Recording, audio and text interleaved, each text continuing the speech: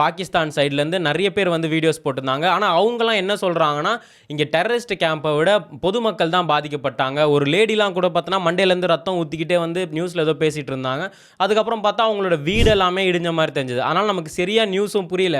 ஏன்னா இப்போ இந்தியா சைட்லேருந்து நம்மளால் அந்த நியூஸும் எதுவும் பார்க்க முடியல, அவங்க பேஜ் எதுவும் ஃபாலோ பண்ண முடியாதனால இந்தியன் சைட்லேருந்து சொல்கிற நியூஸ் மட்டும் தான் வந்துட்டே இருந்தது. அதுக்காகவே பார்த்தோன்னா காலையில் இந்தியா சைட்லேருந்து ஒரு ப்ரெஸ் ரிலீஸ் ஒன்று இருக்குது, கான்ஃபரன்ஸ் ஒன்று இருக்குது அப்படின்ற மாதிரி சொல்லியிருந்தாங்க. அதில் 2 பேர் பார்த்தோன்னா wing commander Vyomika Singh, colonel Sofiya Qureshi, அதுக்கப்புறம் ஃபாரின் செக்ரட்டரி விக்ரம் மிஸ்ரி. இவங்க 3 பேர் தான் வந்து இந்த அட்டாக்கை நாங்கள் எப்படி பிளான் பண்ணோம், என்னெல்லாம் நடந்ததுன்னு ஒரு கிளியர் டீட்டெயில் வியூ மாதிரி கொடுத்தாங்க.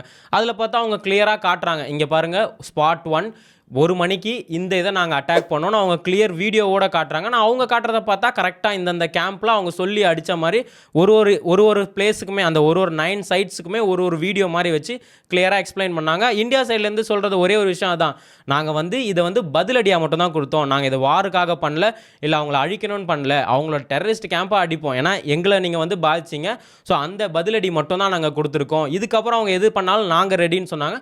அப்போவே வந்து நைட்டு கூட என்ன சொன்னாங்கன்னா, பாகிஸ்தான் சைட்லேருந்து இந்தியா மேலே அட்டாக் பண்ணாங்க, பட் இந்தியா அதுக்கு வந்து பதிலடி கொடுத்ததுன்னு சொல்கிறாங்க. அதில் கூட ஒரு 3 இந்தியன் அஃபீஷியல்ஸ் இறந்துருக்காங்க. பட் அந்த டீட்டெயில்ஸ்லாம் இன்னும் எதுவுமே கிளியராக வரல.